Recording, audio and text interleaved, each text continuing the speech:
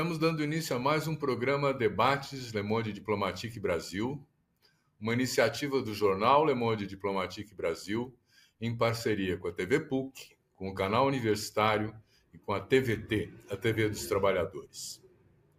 Hoje nós vamos tratar de um tema e de uma iniciativa da maior importância: a Marcha Nacional das Mulheres Negras.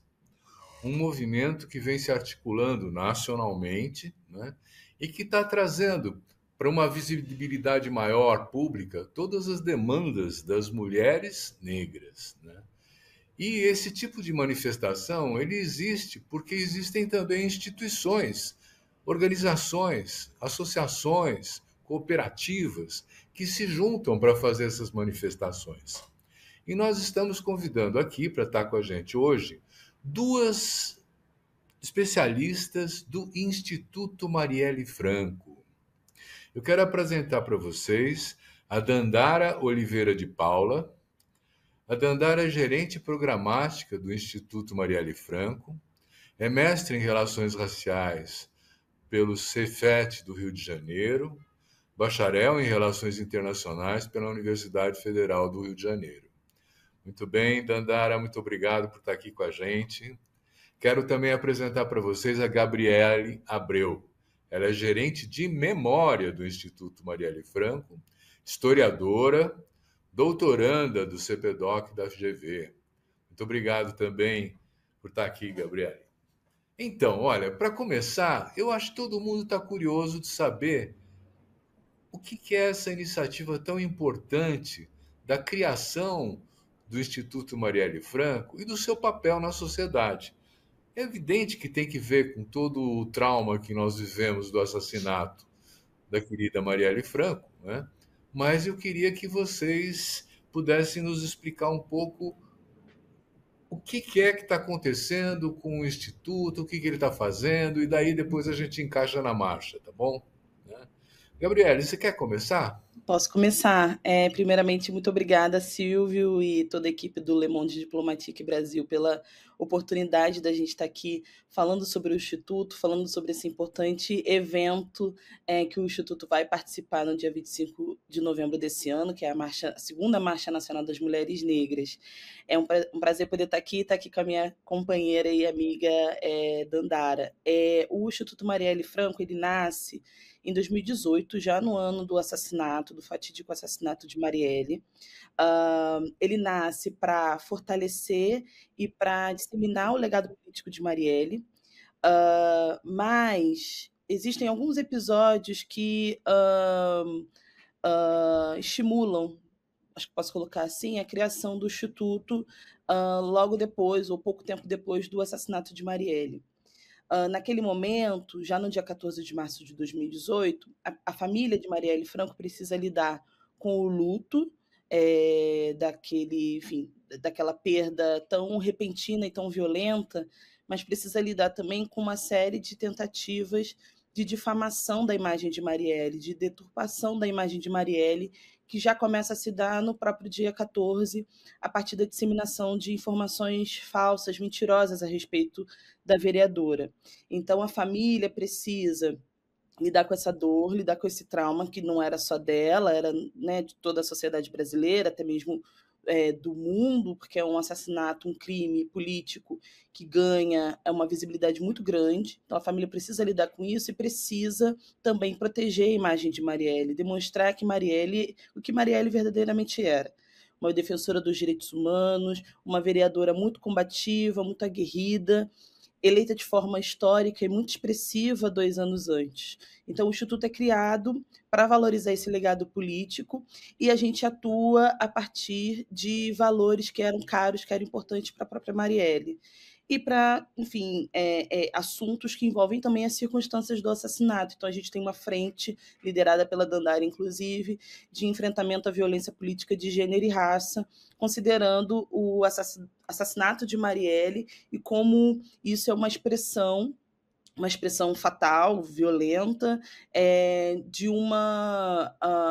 algo que está muito colocado no cotidiano das mulheres negras que decidem participar da política institucional, que é a situação de violência política de gênero e raça.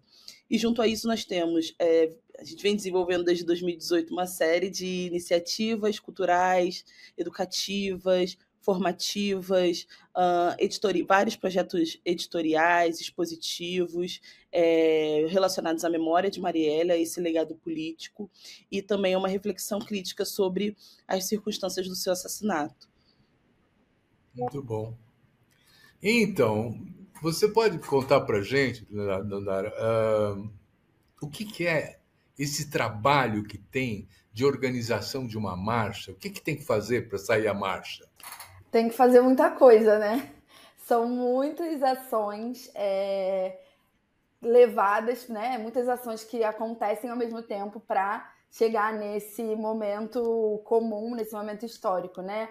A marcha, como a Gabi falou, aconteceu 10 anos atrás. A gente teve a primeira marcha nacional de mulheres negras e foi uma marcha histórica, né? A gente levou 50 mil mulheres a Brasília e 10 anos depois a gente repete esse trabalho. Hoje, com mais estrutura, né? Com mais... acho que com uma nova geração de mulheres negras, aí eu, Gabi, várias outras também apoiando as mais velhas nesse processo, né? Então, as mulheres que lideraram a marcha de 10 anos atrás e que lideram essa também. Então, a gente tem muito trabalho de captação de recursos, trabalho de organização, trabalho de pensar qual que é o nosso olhar político para essa marcha, o que a gente quer em termos de... né, o que as mulheres negras estão pensando para o futuro. Então, acho que é desde um trabalho de logística, né, olhando como que 1 milhão de mulheres vão estar em Brasília, até pensar um novo Brasil, um novo futuro, uma nova democracia, né, que inclua as mulheres negras e que pense reparação e bem viver, que são os temas da marcha desse ano, né, da segunda marcha de 2025. Então, a nossa... E aqui, né, no Instituto, enfim, a marcha ela tem um comitê organizador que está levando à frente, né, liderando todo esse processo de organização, que é composto por várias organizações.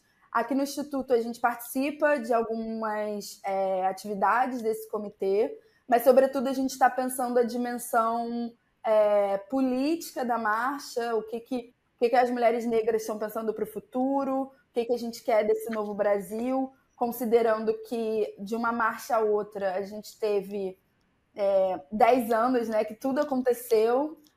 Então, a gente teve nesses 10 anos, entre uma marcha e outra, o assassinato da Marielle, a gente teve a ascensão da extrema-direita, a gente teve a pandemia, enfim, várias coisas aconteceram, vários marcos históricos aconteceram. Então, a gente está pensando muito sobre os próximos 10 anos e como a gente consegue levar a vivência e o entendimento das mulheres negras, sobretudo essas mulheres negras que se colocam dentro da institucionalidade, né? Então, vereadoras, deputadas, senadoras, enfim, ministras, para frente a gente consiga usar isso para pensar o futuro do Brasil. E também a gente está pensando um olhar de memória, né? Então, qual é a memória, esse legado de uma marcha para outra e qual é o legado que a gente quer deixar para o futuro? Então, aqui no Instituto a gente está atuando bastante nessas duas frentes em relação à marcha. Muito bom, muito bem. Olha, interessante mesmo, quer dizer. E a marcha desse ano, ela tem um documento, ela tem uma denúncia, ela tem uma demanda. O que ela está estruturando como presença no espaço público? A marcha, enquanto documento, enquanto carta, geralmente isso é elaborado no pós-marcha. Então, em 2015, na verdade, a experiência foi essa. Houve a marcha e dessa experiência derivou-se uma carta, que inclusive recomendo a quem está ouvindo a gente a leitura, porque é uma carta muito contundente, muito bem escrita, que sintetiza o que o movimento de mulheres negras pretende e almeja, não só para as mulheres negras, não só para esse núcleo representativo desse movimento, mas para a sociedade brasileira de maneira geral. E nessa carta em especial, reparação e bem viver surgem como elementos importantes para essa reivindicação. A ideia é que a gente repita esse formato em 2025. Existe um lema que tem conduzido as nossas atividades, as nossas preparações, que é por Reparação e Bem Viver, mas um documento ele será construído a partir da experiência da marcha no dia 25 de novembro desse ano. Olha que interessante, porque essa história de vocês defenderem o bem viver, né, combina de alguma maneira com a demanda do Rick, vereador, né, do Rio de Janeiro, da vida além do trabalho. É o bem viver também, Com né? Quer certeza. dizer, então eu fico pensando assim, a marcha das mulheres negras cabe outras pessoas ou é só para mulher negra? Cabe todo mundo, né? A gente quer que todas as pessoas compareçam a Brasília no dia 25 de novembro, que marchem com a gente. As mulheres negras, a gente está pensando uma proposta para o Brasil, não só para as mulheres negras, né? Então, a gente está olhando para o futuro, qual o Brasil que a gente quer. Então, cabe todo mundo, inclusive a gente convida todos a estarem lá. É muito importante também que a gente consiga fazer essa conversa, essa troca com homens, pessoas brancas, indígenas.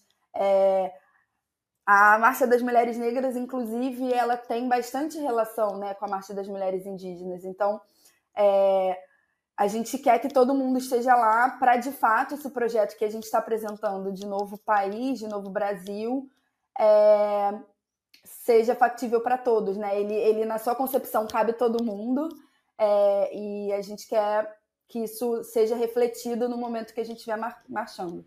Só para complementar a Danda, a gente costuma dizer que todas as pessoas são sujeitas dessa luta. As mulheres negras são as protagonistas, mas todas as pessoas têm um papel relevante, importante, de peso na luta por melhores condições de vida, por reparação e bem viver para as mulheres negras, até porque isso se converte numa melhoria de vida, numa cidadania plena para todas as pessoas no país. Então, todo mundo tem lugar nessa luta, embora as mulheres negras sejam as protagonistas, as lideranças dessas reivindicações. Inclusive, a gente tem... Gabriela, desculpa. Inclusive, diga. a gente tem várias pessoas, figuras parlamentares, né, que não são necessariamente somente mulheres negras, apoiando de forma muito ativa a existência dessa marcha, seja com PLs que direcionam recursos para a marcha acontecer, seja com, enfim, conversas e articulações para que garantam a segurança das mulheres na marcha. Então, a gente tem uma participação ativa de outros atores para além das mulheres negras, né? Mas corroboro isso que a Gabi acabou de trazer também. Você sabe que eu fiquei aqui com uma pulga atrás da orelha, né? Porque quem foi que falou? Acho que foi a Gabriele que falou que todo mundo é bem-vindo, mas o protagonismo é da mulher negra, né? Quer dizer, e eu fico pensando assim, e por que não junta a marcha das mulheres indígenas com a marcha da mulher negra? Olha, é algo a ser, sem dúvida nenhuma, conversado. Eu acho que são reivindicações de naturezas distintas. E eu acho que, por vezes, a união faz a força, mas, por vezes, a união também pode, talvez, enfraquecer alguns dos... Acho que são dois grupos sociopolíticos que demandam e que precisam de visibilidade. Então, isso é uma opinião muito pessoal. Eu tendo a achar que, por vezes, a união dessas reivindicações pode não surtir o efeito de visibilidade. Eu acho que pode trazer algum tipo de confusão. Mas a atuação, sobretudo na América Latina, a atuação política das mulheres negras anda muito lado a lado a atuação política de mulheres indígenas. Muito por entender que são grupos cujas reivindicações convergem bastante. As mulheres indígenas têm têm marcha e várias iniciativas de mobilização próprias, assim como as mulheres negras. Certamente teremos companheiras de luta indígenas na nossa marcha, assim como, enquanto mulheres negras, nós atuamos também nas marchas indígenas, chegamos junto, mas a sociedade precisa também entender esses grupos políticos como grupos distintos, com demandas históricas distintas. Então, por vezes, unir isso a um só movimento ou a um só dia de mobilização pode trazer algum tipo de confusão. E a gente quer que tenham mais dias dessa natureza, que tenham mais marchas, mais mobilizações desse tipo. Então, quero ouvir Danda também, mas tendo a achar que são grupos políticos que merecem uma mobilização própria e um dia próprio para se Tá. colocar nas ruas. Ó, antes da Danda falar, quer dizer, eu queria cutucar mais um pouquinho. Você falou assim, não dá para misturar porque são objetivos políticos distintos, né? Que objetivo político, então, tem a Marcha das Mulheres Negras? Eu acho que são, antes de serem objetivos políticos distintos, são experiências sociais distintas. Experiências que, infelizmente, são pautadas, são baseadas na carência, são baseadas na falta de direitos, na violação de direitos, na violência de Estado, mas são experiências diferentes. Então, eu acho que, acima de objetivos políticos distintos, existe uma experiência de vida, de uso das cidades, de experiência social mesmo, que acho que são diferentes. Enquanto objetivo da marcha, acho que são muitos. Existem objetivos que são comuns a todas essas mobilizações, essas iniciativas que estarão nas ruas no dia 25 de novembro em Brasília. Existem objetivos que são próprios de cada organização. O Instituto Marielle Franco tem um objetivo específico em relação à marcha, assim como outras iniciativas, outros movimentos e instituições que estarão lá.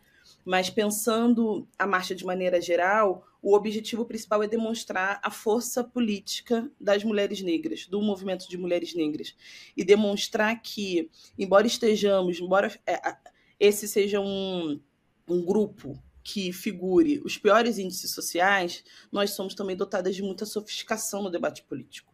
E que a gente, nas últimas décadas, mas sobretudo nos últimos 10 anos, a gente apresentou para a sociedade brasileira respostas, soluções muito contundentes e muito sofisticadas enquanto pensar e fazer político. Então, o que a gente quer demonstrar, levando 1 milhão de pessoas às ruas, junto com os nossos aliados, corroborando com o que Danda traz, né? Queremos todas as pessoas nas ruas, embora o protagonismo seja nosso. A gente quer demonstrar que o movimento de mulheres negras no Brasil hoje constitui uma força política muito relevante e incontornável quando a gente pensa o fortalecimento da democracia, quando a gente pensa o combate às desigualdades, o combate à violação de direitos humanos no Brasil. Então, acho que é demonstrar esse tamanho, essa força política e o quanto a gente tem sofisticado fazeres e práticas políticas no sentido de conter o conservadorismo, conter o fundamentalismo religioso. Em 2015... A marcha de 2015 ela é importante, ela é histórica dentre muitos motivos, mas principalmente porque nós fomos a primeira força política, uma das primeiras forças políticas a irem para as ruas, às vésperas do impeachment da presidenta Dilma, por exemplo, quando as forças conservadoras, quando as forças fundamentalistas estavam começando a ganhar o espaço público, estavam começando a ganhar o poder público, são as mulheres negras que vão às ruas de Brasília denunciar isso e colocar o quanto a democracia estava em perigo. E isso veio a se confirmar com os fatos políticos posteriores, né? Então, acho que estou me alongando, mas acho que o grande objetivo esse ano é demonstrar essa força política, é demonstrar o quanto nós somos incontornáveis no debate sobre o fortalecimento da democracia e a proteção de direitos fundamentais para toda a sociedade brasileira. Com certeza. Mas quando vocês falam assim, 1 milhão de pessoas, é figurativo, né? Porque 10 anos atrás foram 50 mil, né?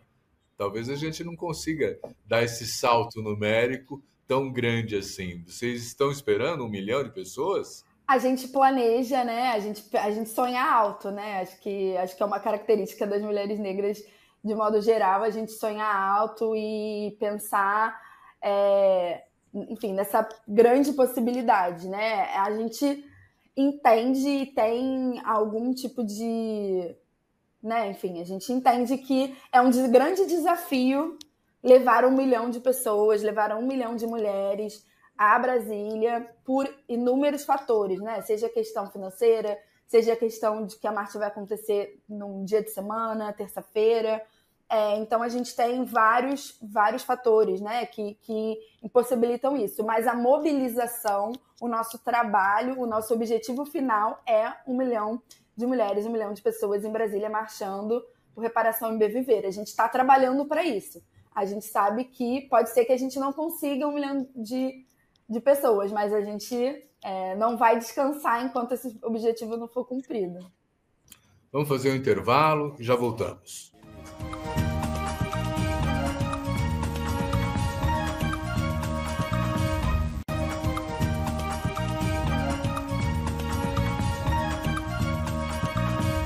Eu fico super interessado para saber como é a capilaridade dessa convocação. Tem igrejas envolvidas, tem clubes, tem associações. Como é que se sustenta e se organiza uma marcha dessa? Que tipo de sociedade civil vocês estão vendo? Essa pergunta é ótima, Silvio. O que eu ia complementar a Danda é que é uma meta audaciosa, a gente sabe disso, ambiciosa, e a gente sabe também que poucas mobilizações de rua alcançam essa. Na verdade, hoje em dia, atualmente, nenhuma mobilização de rua alcança essa cifra. Mas, corroborando com o que a Danda traz, os nossos esforços hoje, tudo vai no sentido de colocar 1 milhão de pessoas nas ruas em Brasília. Pode ser que não alcançamos isso, pode ser que a gente alcance metade, 1/3, mas o mais importante é que no dia 25 de novembro de 2025 estaremos nas ruas de Brasília. Respondendo um pouco à sua pergunta, que é ótima, sobre como a gente tem se mobilizado, como a Danda mencionou, existe um comitê impulsor da marcha, um grupo de mulheres negras, um grupo diminuto, mas representativo de mulheres negras a nível nacional, que tem conduzido a organização da marcha, pensando logística, pensando programação, agenda, pensando mobilização. O Instituto Marielle Franco não compõe esse comitê impulsor, embora esteja atuando de forma muito ativa na organização da marcha, mas, enfim, estamos em diálogo permanente com esse comitê. E existem comitês regionais que buscam apoiar justamente a parte mais sensível de colocar tanta gente na rua, que é a questão da mobilização, a questão da sensibilização, é a questão de estimular o desejo, a vontade de mulheres negras, das pessoas de maneira geral, mas em especial de mulheres negras, de estarem em Brasília no dia 25 de novembro. E aí esses comitês, o comitê impulsor, mas sobretudo os comitês regionais, eles têm usado de estratégias diversas para garantir essa mobilização e essa sensibilização. E têm dialogado e têm trabalhado junto com grupos sociais dos mais distintos, relacionados a mobilizações, né, políticos sociais das mais distintas, relacionadas às igrejas, relacionadas aos terreiros de candomblé, de umbanda, enfim, terreiros afro-religiosos de maneira geral, relacionados a associações de bairro, de favelas, a movimentos de base universitária, acadêmica, estudantil de maneira geral, sindicatos, enfim, tudo que é mobilização política social, o comitê impulsor, mas sobretudo o comitê regional, está trabalhando junto para garantir que a marcha, assim como foi em 2015, além de demonstrar nossa força política, demonstre o quão plural são as mulheres negras, que estão, enfim, atuando politicamente no Brasil hoje e que estão atuando no sentido de, como eu coloquei, fortalecer a democracia, defender direitos para toda a sociedade brasileira. Então, é muito importante que estejamos na rua e que estejamos na rua demonstrando a nossa pluralidade, a nossa diversidade. Marielle, para encerrar, Marielle tinha uma das célebres frases de Marielle era: somos diversas, mas não estamos dispersas. E é um pouco isso que a gente quer demonstrar. Nós somos diversas, somos plurais, temos diferentes táticas estratégicas, inclusive no nosso fazer e pensar político, mas nós não estamos dispersas. Estaremos, inclusive, juntas no dia 25 de novembro em Brasília. E aquelas mulheres, aquelas ativistas negras que não puderem estar em Brasília, estarão, de alguma forma, fazendo uma mobilização relacionada à marcha nos seus próprios territórios. Acho que para complementar um pouco o que Gabi trouxe, a estratégia, de modo geral, pensando em mobilização da marcha, foi acionar e ativar os territórios. Então, a gente tem esses comitês regionais, né? Cada estado tem o seu comitê regional, E esses comitês regionais, eles fazem atividades para discutir a marcha, para discutir o projeto político da marcha, para discutir esse projeto político dentro dessas diversidades no território. Então, uma estratégia que o comitê tem usado bastante é fazer encontros, webinars sobre a marcha, para poder ter esse olhar territorial, esse olhar local sobre o debate que, enfim, a gente está propondo de reparação e bem viver. E dentro desses espaços, eles são momentos de ativação e de mobilização das mulheres nos territórios para a marcha, né? Então, pensar, caso elas não possam ir fisicamente à marcha, como esse pensar político ele é levado adiante pelas companheiras que vão estar presentes. Então, o comitê tem feito esses encontros, webinários, por exemplo, o Instituto Marielle Franco se juntou com Crioula e outras organizações. A gente fez esse ano um festival, Marcha das Mulheres Negras, aqui no Rio, que foi justamente com esse objetivo de discutir um pouco o projeto político, e dentro desse encontro a gente tinha mulheres negras das suas mais diversas formas, então mulheres trans, mulheres de terreiro, mulheres negras da academia, mulheres negras do movimento social, enfim, mulheres das igrejas, porque a gente entende de fato essa pluralidade. E aí com isso outra mobilização é justamente essa organização para levá-las, né? Então, como que a gente garante no território ferramentas e estruturas para levar as mulheres, né? Então, ônibus, avião, para levá-las para Brasília. E aí, nesse trabalho, a gente tem contado muito com a parceria, o apoio de aliados, seja de aliados dentro da política, seja de aliados dentro de empresas, enfim, para também levar essas mulheres às ruas, né? Então a gente precisa que elas estejam lá, né? E vocês têm uma percepção de um diferente nível de organização e militância se nós pensarmos, por exemplo, os estados do Sul ou os estados do Nordeste? Porque no Nordeste nós tivemos, em Pernambuco, na Bahia, mesmo no Rio de Janeiro, que não é Nordeste, assim, uma presença muito forte negra, né? Quer dizer, durante o período da colonização, da escravatura e tudo mais. Já no Sul não é tão assim, não tem tanta presença. Eu queria saber se o movimento negro, quer dizer, se as convocações que vocês estão tentando mobilizar, e vão conseguir, quer dizer, se elas são mais regionais ou tem caráter nacional. As mobilizações elas têm caráter nacional, e as mobilizações regionais elas estão muito ativas, elas usam de estratégias, de táticas distintas, a depender do território, até porque, enfim, isso precisa ser adaptado conforme a experiência de luta dessas pessoas, de ativismo dessas pessoas nesses lugares. Mas eu tendo a discordar um pouco com você, Silvio. Eu vejo muita potência nas mobilizações negras do sul do país. Essas pessoas estão em menor número do que as pessoas brancas, né? Isso é óbvio, isso é constituinte, inclusive, desses lugares, mas são movimentos muito aguerridos que lutam, inclusive, acima de qualquer coisa, contra essa invisibilidade que acomete esses grupos. Então, a gente tem experiências longevas, inclusive, de ativismo, de militância negra em territórios do sul do país, nos 3 estados. E esses grupos estão também, sobretudo os grupos de mulheres negras, estão muito presentes nessa mobilização da marcha. A Danda pode trazer com mais propriedade, mas temos várias parlamentares negras no sul do país, né, Danda, que são signatárias da Agenda Marielle Franco. Não sei se você quer comentar um pouco, mas o que a gente percebe são grupos políticos negros muito combativos, muito aguerridos no sul do país, e que lutam primordialmente contra essa visibilidade que acaba cometendo mesmo. Hoje, uma curiosidade é que o estado brasileiro que concentra mais afro-religiosos é o Rio Grande do Sul. O Rio Grande do Sul, estatisticamente, tem mais afro-religiosos, tem mais umbandista, candomblecistas do que o Rio de Janeiro, do que a Bahia.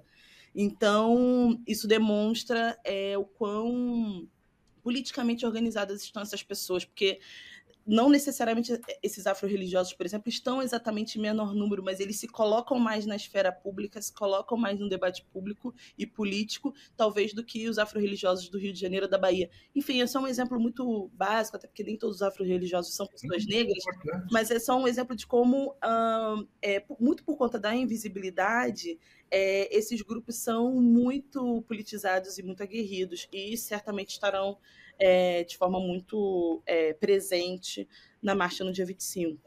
Isso, a gente... perdão. Não, Diga. isso, a gente tem um movimento negro bastante forte e significativo, né, no sul do Brasil, assim. Acho que justamente pelo fato da invisibilidade, eles se organizaram de forma muito contundente, e vem atuando justamente para que eles estejam visíveis, para que as questões específicas do sul do país sejam consideradas nessa grande pluralidade do que é o movimento negro. A gente, por exemplo, tem a Luísa Bairros, né? Luísa Bairros, que foi secretária da CEPI.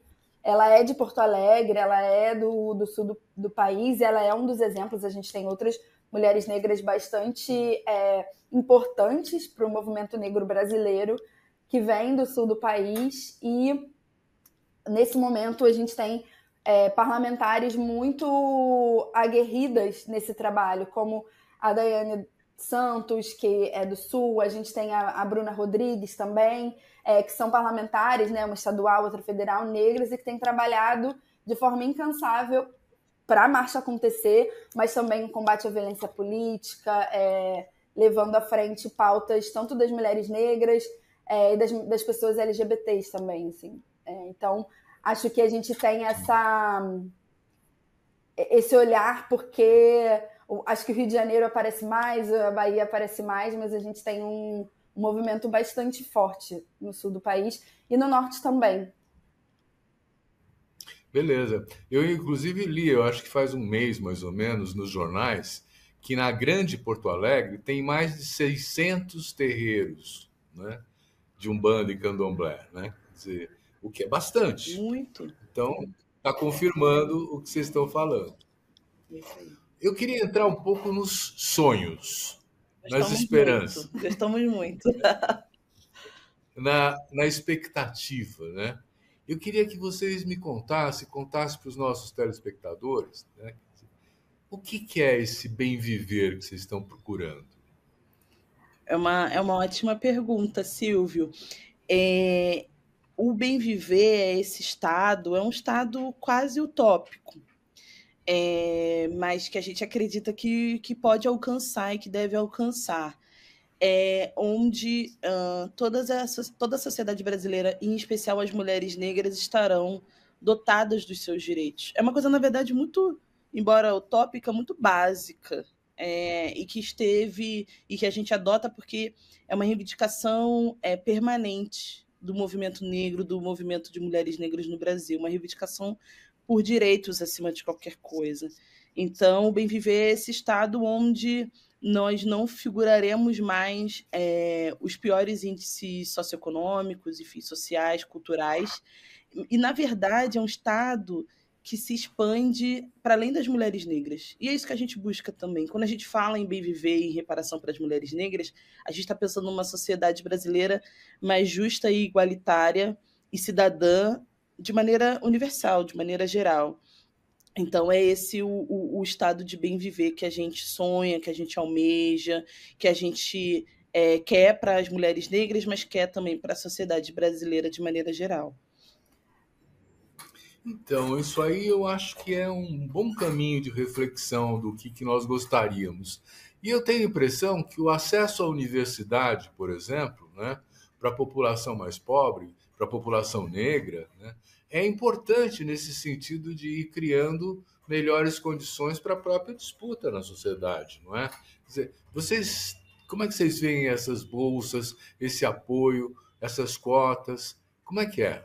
A gente vê como uma política de reparação, né? A gente entende as ações afirmativas justamente dentro desse escopo do que é a reparação para a população negra no Brasil, né? O Brasil que se beneficiou por quase 400 anos, né, do período escravocrata, e como a gente repara de forma a, de fato, mudar a realidade, não só dessa pessoa que acessa a cota, ou a política de ação afirmativa, mas da sua família a longo prazo, né? Como a gente muda um pouco esse cenário a longo prazo do que é o Brasil, de quem são as pessoas que estão ocupando espaços de poder, quem são as pessoas que estão na mídia, quem são as pessoas que estão na universidade, enquanto alunos, enquanto professores.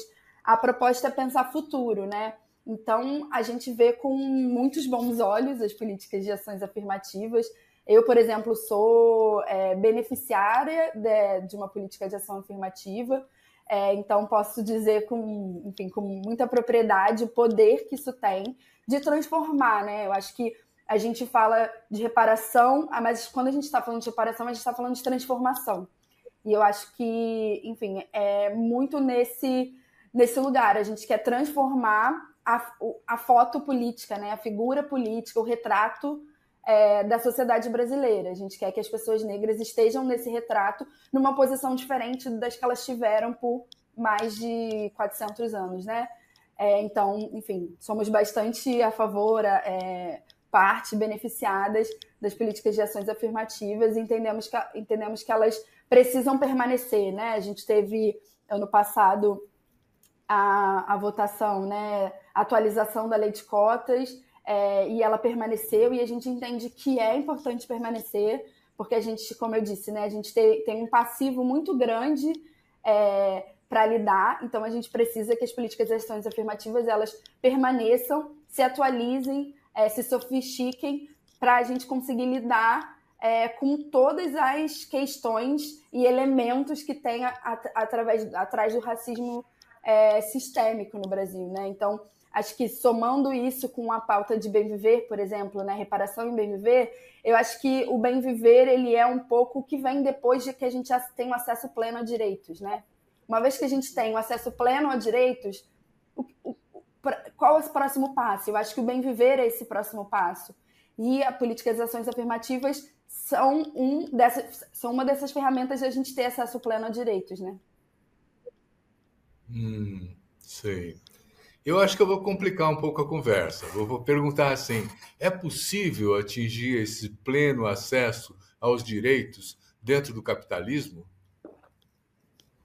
É uma ótima pergunta mesmo. É uma ótima pergunta mesmo. É um desafio enorme, porque o capitalismo construiu muitas amarras para todos nós, em especial para as pessoas negras e para as mulheres negras, então nem se fala, né? Quando a gente tenta colocar essa desigualdade socio-racial, representar isso de forma gráfica, e a gente usa a pirâmide invertida, né? E coloca o quanto, ou melhor, uma pirâmide, e quantas mulheres negras, embora em maior número, estão na base dessa pirâmide, é uma denúncia ao capitalismo e essas amarras que isso coloca para a gente. O desafio é grande, mas é o sistema que está colocado. Então, eu percebo que a gente precisa brigar com ele, precisa tensioná-lo e falar em conquista de direitos e permanência das mulheres negras, das pessoas negras nos espaços de poder, é um caminho de tensionamento em relação ao capitalismo. Tá. Mas eu perguntei sobre o capitalismo porque a questão do negro não é só brasileira, né? Nós temos George Floyd nos Estados Unidos, nós temos violências e a condição de escravatura imposta em vários países colonizados, né?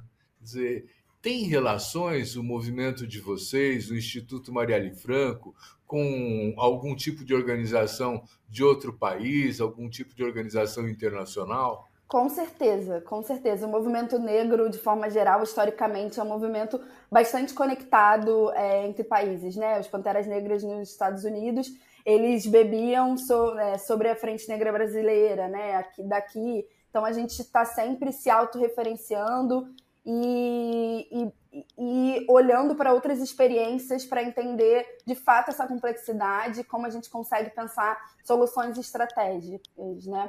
As mulheres negras, de modo geral, a gente está bastante conectada entre si, né? Pensando na América Latina, pensando no Sul Global, mas, enfim, de forma geral, né? A gente tem construído estratégias bastante de forma conjunta. O Instituto Marielle Franco, se eu não me engano, em 2024, a gente fez um grande encontro de lideranças de mulheres negras na América Latina. E desse encontro a gente vem nutrindo várias relações e construindo novas estratégias, confabulando. A gente tem um comitê dentro dessa estrutura, que é o Comitê Impulsor da Marcha. A gente tem um comitê internacional no qual a gente tem organizações de vários lugares do mundo, seja na América Latina, seja, enfim, Europa, Estados Unidos, África, pensando como que a gente engloba nessa carta que vai surgir o olhar internacional e as demandas de forma geral das mulheres negras no mundo.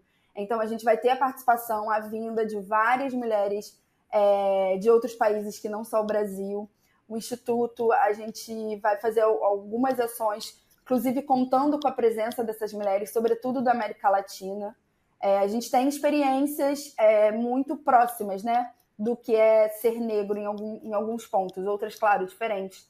Mas a gente tem experiências bastante próximas, né? Como a Vilma Piedade fala, né? A gente tem esse lugar da dodoridade que une as mulheres negras. Lélia Gonzalez falava sobre esse lugar da mefricanidade, né? Então, a gente tem feito, desde o início do Instituto, essa conversa, essa articulação, pensando direitos humanos, pensando o direito das mulheres, pensando mulheres negras a nível global.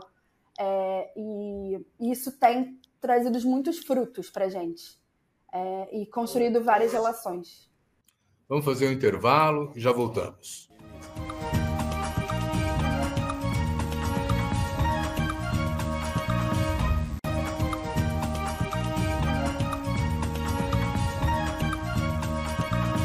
Vou trazer uma questão delicada. Eu fui visitar o Museu Afro aqui em São Paulo com um amigo chinês que queria conhecer como é que era a realidade.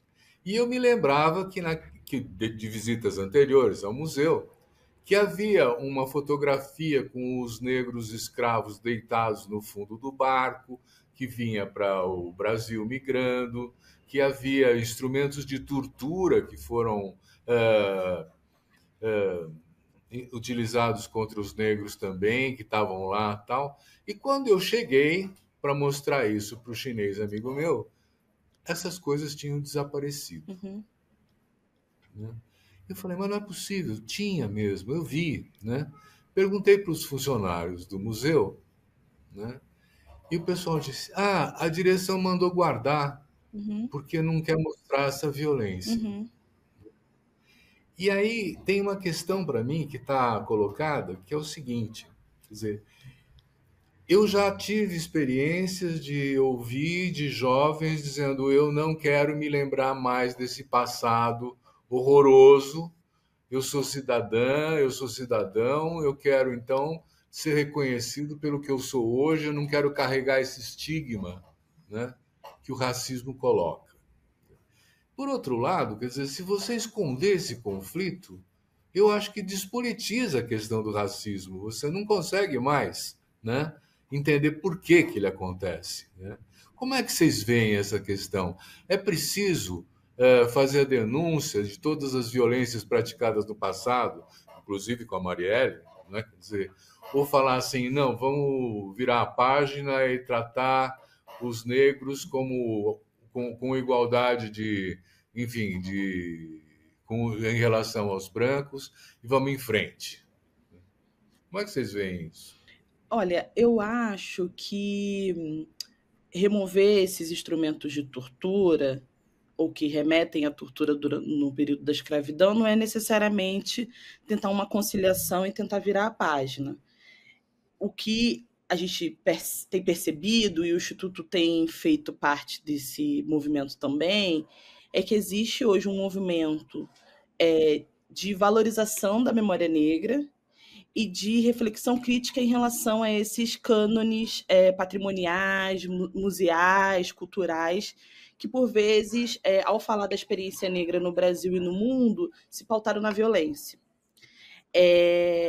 O que eu percebo em relação ao Museu Afro-Brasil, e eu vi também essas mudanças, como você, Silvio, percebeu, e pude até ir um pouco além, conversar com a então equipe do museu, a direção do museu, que optou por retirar esses instrumentos de tortura, e é uma escolha curatorial. Eles poderiam ter ido num outro caminho, e eu acho que é uma escolha curatorial válida. Ontem eu tive a experiência de ir ao Museu do Ipiranga. A primeira vez que eu fui ao Museu do Ipiranga, depois da reabertura em 2022. Demorei até um pouco para poder ir. E fiquei muito impressionada com o museu. Um museu que foi criado, um museu da Universidade de São Paulo, um museu que foi criado para trabalhar, para enaltecer essa memória da independência do Brasil em 1822, e que é um museu muito tradicional, pelo menos era um museu muito tradicional, repleto de imagens, de esculturas, enfim, de referências elogiosas a figuras como os bandeirantes, como colonos, como enfim, figuras essencialmente violentas, né? Como sabemos. E a escolha curatorial do museu não foi tirar esses quadros, essas referências do museu. É uma escolha diferente da escolha do Museu Afro-Brasil. Foi, na verdade, colocar e tensionar, em questionar e desconstruir, né, esse verbo que ficou um pouco banal nos últimos tempos, mas que eu acho que representa bem o trabalho que a equipe do museu realizou. Então, acho que são escolhas curatoriais. Na minha concepção de historiador, inclusive, são escolhas válidas. Tanto a escolha do Museu Afro-Brasil. O Museu Afro-Brasil é um museu voltado para a cultura afro-brasileira, africana e afro-brasileira. Claro que isso tem uma relação, tem algum fundo, alguma base na experiência da escravidão, mas não só. Então, eu entendo a escolha da equipe do museu, a escolha curatorial da equipe do museu em remover esses instrumentos de tortura, assim como entendo a escolha da equipe do Museu do Ipiranga e não remover a imagem dos colonos, não remover a imagem dos bandeirantes e trabalhar a partir dos textos, a partir dos elementos, de forma, inclusive, extremamente didática, quem foram essas figuras. Inclusive, com todas as letras, colocar o Museu do Ipiranga hoje já não concorda com as escolhas do museu na sua origem, no seu nascimento. Então, eu acho que a gente está num momento muito especial de valorização da memória negra e de contestação de de alguns conceitos, de algumas reflexões que enfim, foram consolidadas enquanto referências. E eu acho que essas escolhas curatoriais elas são válidas, independente de por onde elas vão seguir. Tá certo. Queria trazer um último tema. A gente já vai chegando perto do nosso fim do programa. O papo é bom, mas o tempo é curto. Quer dizer, eu queria trazer a questão do identitarismo. Tem muita gente falando nisso, no sentido de que se você agrupa por identidades, negros, indígenas, enfim, LGBTQIA+, né? Quer dizer, você despolitiza a relação social, né? Quer dizer, fica sendo uma coisa mais corporativa, mais fechada, mais uma bolha mais forte, né? Quer dizer, como é que vocês veem isso? Porque, por exemplo, tem grupos, e eu presenciei isso de fato, né? Que não aceitam brancos, por exemplo, né? Ou que não aceitam homens, né? Então, eu vejo como uma situação delicada. Como é que vocês manejariam essa situação? Olha, Silvio, eu acho que para a gente pensar um pouco sobre isso, vale a gente dar um passo atrás, assim, né? A gente pensa sempre o identitarismo a partir da população negra, né? Enfim, a partir do outro, sendo que esse ponto de referência é a branquitude, né?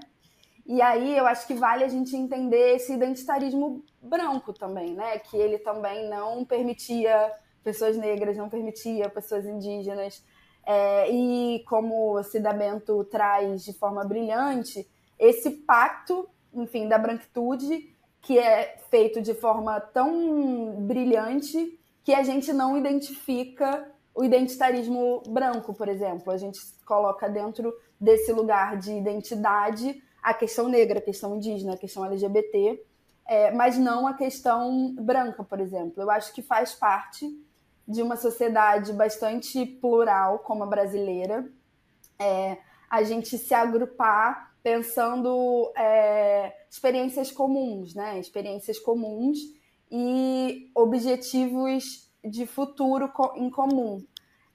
Acho que isso é feito por todos, né? Acho que não é uma exclusividade dessas populações. Enfim, a população branca faz isso, a masculinidade faz isso. Então, acho que é algo quase que inerente à sociedade, de forma geral, mas que eu acho que o ponto de virada é entender como a gente está conectado, né? Como essas lutas, como esses grupos, eles se conectam a partir de um projeto de país comum, a partir de um projeto de futuro comum, né? Então a gente já falou, por exemplo, as mulheres negras e as mulheres indígenas são muito próximas na luta, né? A comunidade LGBT também do movimento negro. Eu acho que a gente, a partir desse projeto político, consegue entender quais são as sinergias e como a gente anda de forma conectado, né? Apontando para o mesmo caminho. Mas eu acho que é muito importante a gente dar esse passo de análise para trás e entender que a gente, às vezes, é forçado a fazer essa análise de identitarismo colocando, sem pensar qual é o referencial, né? Então, esse é o outro, mas quem sou eu? E aí, o eu da sociedade que está falando que aquele é o outro é a branquitude, né? Então, acho que vale a gente também conversar enquanto, enfim, sociedade sobre isso, né? Quem é tido como esse normal, essa regra, né? E a gente precisa discutir, né? Exatamente, universal. E a gente precisa discutir sobre isso. Queria ouvir também você sobre o identitarismo. Vamos lá. Eu vou na mesma linha que a Danda, né? Não percebo as movimentações, inclusive movimentações históricas, longevas, de grupos sociais tidos como identitários, negros, mulheres, indígenas, a comunidade LGBTQIA+, sobre essa caracterização, né?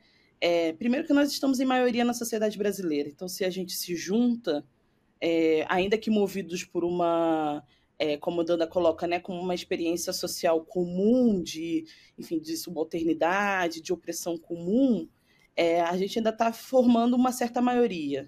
Então, eu acho que o identitarismo me parece mais um incômodo, ou perceber essas mobilizações a partir dessas identidades.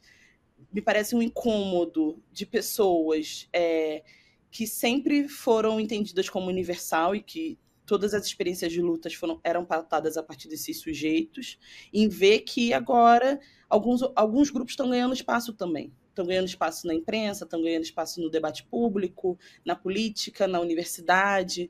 Então, me parece sintomático essa crítica ao identitarismo quando esses grupos sociais que nunca tiveram muito espaço e estão ganhando uma certa visibilidade, né? Estamos eu e Danda aqui conversando no programa de um veículo de expressão internacional, enquanto especialistas, enquanto representantes de uma das organizações da sociedade civil mais importantes do Brasil, modéstia à parte, que inclusive é formada por pessoas negras apenas, somos todas pessoas negras que atuam no Instituto hoje. Então, me parece sintomático esse incômodo, né? Acho que é um incômodo que surge quando grupos subalternizados ganham força, ganham presença, e ganham isso não por benevolência, né, de pessoas brancas, mas sim como resultado de uma luta que é histórica. Então, quando a gente tira o identitarismo, o que sobra sobre o universal? Tenho dúvidas. Muito bom. Olha, chegamos ao fim, não dá mais para esticar o nosso programa, o papo foi excelente. Eu quero agradecer então a Gabriele Abreu e a Dandara Oliveira de Paula pelo excelente papo. Muito obrigado. E agradecer também a você que nos assiste. Muito obrigado. Semana que vem tem mais.